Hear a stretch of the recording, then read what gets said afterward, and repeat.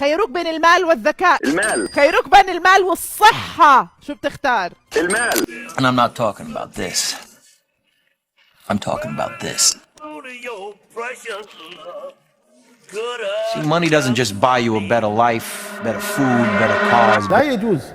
لا يجوز بيع الأعضاء، هذا ليس متبرعا، هذا بائع إذا كان مقابل مال، هذا ليس تبرعا. تنبيه مهم جدا يا جماعه، الفيديو ده عباره عن طرح تساؤل لنشر الوعي والمعرفه، ملوش اي علاقه من قريب او من بعيد بدعم بيع الاعضاء او الاتجار فيها، لانها تعد حرام شرعا وغير قانونيه بموجب القانون رقم 5 لسنه 2010 اللي بيجرم عمليه بيع الاعضاء، اللي بيضع قوانين مفصله لعمليه التبرع، يعني ان يكون التبرع ده طوعيه وبدون مقابل، انه يكون من قرايب الدرجه الرابعه للشخص، وانا غير مسؤول تماما عن اي فهم خاطئ او تفسير خاطئ للمشاهد للفيديو ده. في الفيديو ده بحاول اعمل فكره خياليه وهزليه لمناقشه موضوع معين بشكل فكاهي كده، يعني عشان نوصل العلم والمعرفه، لا اكتر ولا اقل من كده. اللهم بلغت اللهم فشل، واسيبك تستمتع بالفيديو. ازيكم يا جماعه، من اسبوعين كده كان عندي بحث في الكليه عن الرينال دياليسيس او الغسيل الكلوي. احنا بنبقى متقسمين لجروبات، والدكاتره بيوزعوا على كل جروب مرض معين بيعملوا عنه بحث. البحث ده بيتقسم لاوتلاينز، وكل واحد في الجروب ده بياخد اوتلاين ويبدا يبحث عنه ويسيرش عنه وهكذا. انا كان الجزء بتاعي هو العلامات والاعراض الخاصه بمرض معين اللي هو السي كي دي، كرونيك كيدني ديزيز، او الرينال فيلير، نفس الفكره. ايه العلامات والاعراض اللي بتظهر على الانسان لما بيحصل فشل كامل في الكليه. المهم وانا ببحث عن الموضوع ده يعني وقاعد على اللاب كده، قعدت اسرح كده بدماغي واقول طب هو انا ليه ما بيعش الكليه بتاعتي واكسب من وراه فلوس كتير، واجيب بقى مثلا عربيه او ايفون، واروح اتجوز بقى واكمل نص ديني واعيش الدنيا كده والحياه. طبعا اول حاجه وقفتني عن الفكره دي هو انه حرام، جسمك ده مش ملكك، ده لربنا، فانت هتسال عليه. لكن يعني الفضول خدني شويه، ليه ما نفكرش في الفكره برضو؟ احنا كده مش هننفذها، بس يعني ايه، الفار بيلعب في عبك كده. فقلت اما اخش ادور على سعر الكليه دلوقتي، يعني الكليه دلوقتي بقت عامله كام. دخلت على عمك الحاج شات جي بي تي، ولا مش قلت له بقول لك يا شات جي بي تي مين نمبر 1، ما عملتش الحركه دي. مستوى القناه يعني اعلى من ان هو يعمل ترند زي ده. دخلت عادي بكل احترام وقلت له قول لي يا معلم سعر الكليه دلوقتي بكام، وعايزك بقى تجيب الحسابه وتحسب معايا عشان هنسمع شويه ارقام يعني تقشعر لها الابدان. انا مسجلها هنا ومحول من دولار لجنيه، فما تقلقش. عندك $100,000 عند الحاج شات جي بي تي، $160,000 لموقع كان بيحكي قصه كده لحد كان هيبيع كليته لواحد في الاف بي اي. هسيب لك لينك الموقع تحت، ممكن تخش تشوف الحوار ده. $250,000 عند الاستاذ الدحيح، لقيت الفيديو على اليوتيوب بتاع ابيعه نفسي ده، وفيديو جميل جدا الصراحه. $262,000 عند جوجل، وعلى احد المواقع واحد عرض كليته ووصلت ل5 مليون دولار. ده زي كده كل واحد ايه بيرمي رقم، فالكليه وصلت معاه ل5 مليون كده بقى. وخدنا الرقم المتوسط فيهم، يعني مش هقول لك هاخد اعلى رقم ولا اقل رقم، ناخد اللي في النص، هو بتاع $250,000. سعر الدولار دلوقتي بالنسبه للجنيه 50، يعني الدولار الواحد بيعمل 50 جنيه. اضرب 250 في 50 يطلع لك 12,500,000 جنيه. لا وبالمره وانا بدور كده برضو لقيت ان السائل المنوي ب $1,200 والبويضات ب $8,000. يا بلاش والله، ارقام يعني فاهم توقف القلب.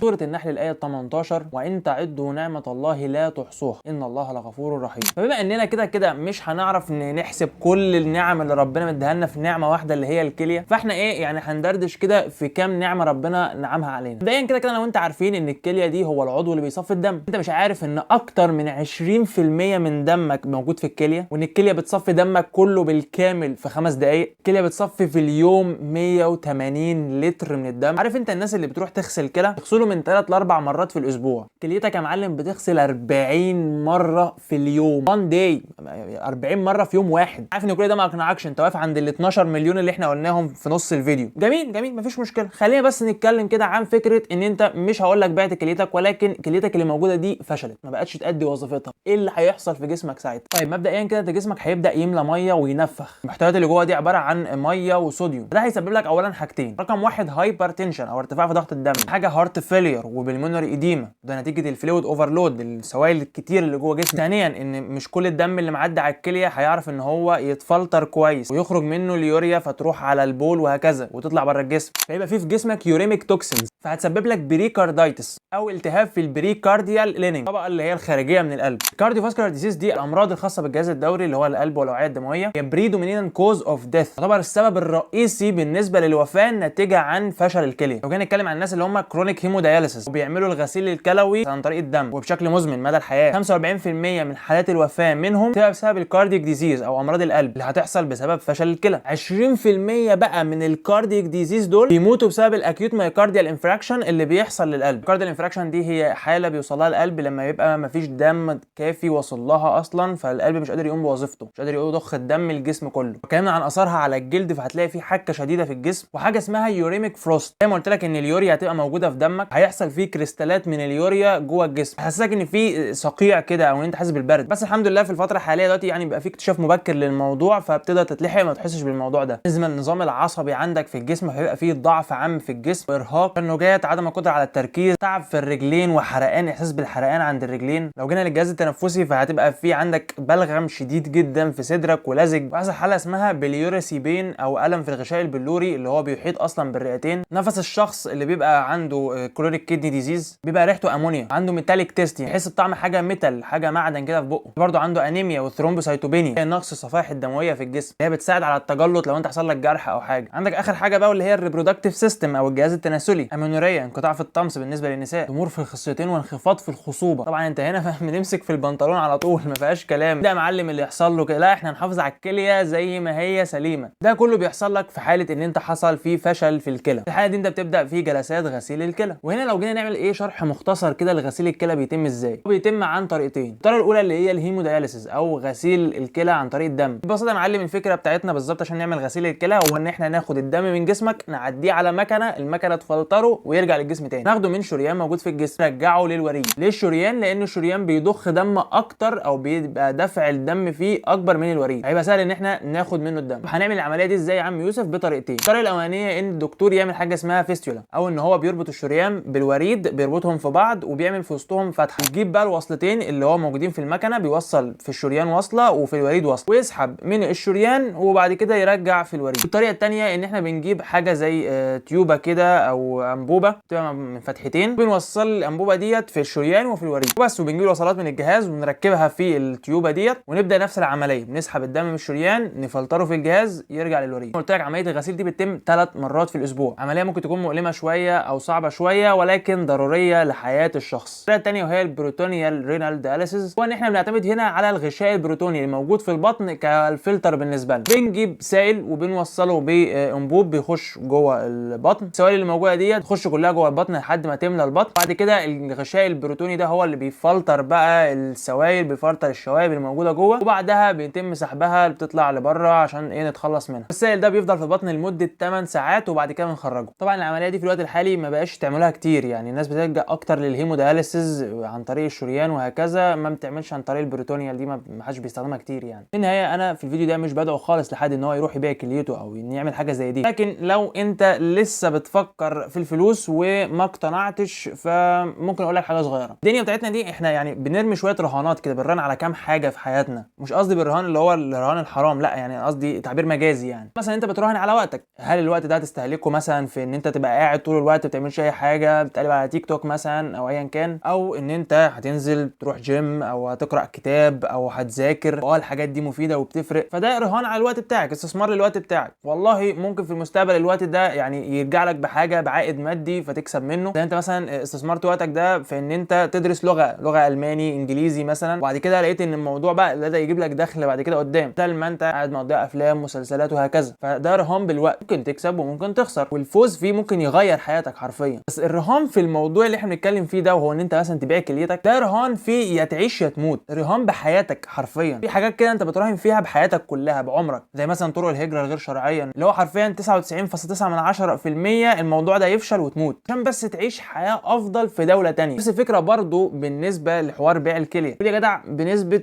15% هتعيش حياه كويسه. انت بتراهن على كليه واحده بس، يا تفضل شغاله وحلوه وجميله وتكمل حياتك لحظه، ما فيش اي على طول تحصل تموت، ما فيش اصلا، ما فيش تانية، ما فيش واحده تانية تنقذك، هي واحده اللي انت عايش عليها، فانت بتريسك حرفيا على حياتك. وحتى لو انت عشت بكليه واحده فبتبقى عايش بقى طبعا بشويه قوانين كده وشويه ضغوطات، اكل محسوب بالشعره وشرب وطريقه معيشه مختلفه تماما. الرهان هنا رهان يا تعيش يا تموت، هتتنغنغ بشويه فلوس جميل اوتس اوكي ما فيش مشكله، ولكن ممكن بعد العمليه ما فيش اسبوع ولا حاجه يحصل مشكله وتتحش تعيش بالفلوس دي وتتهنى بيها. فالى هنا ينتهي لقاؤنا. كان فيديو خفيف صغير كده بنتكلم فيه في موضوع يا رب يكون يعني كان مهم بالنسبه لك او جاذب بالنسبه لك انت تفكر فيه. في الاخر يعني انا بحاول اعرض فكره والفكره دي افكرها معاكم ونتناقش فيها، واهم حاجه دلوقتي هو رايك في الكومنتات اللي انت تقدر تشاركني بيه. بس يا معلم اشوفكم الفيديو الجاي، سلام.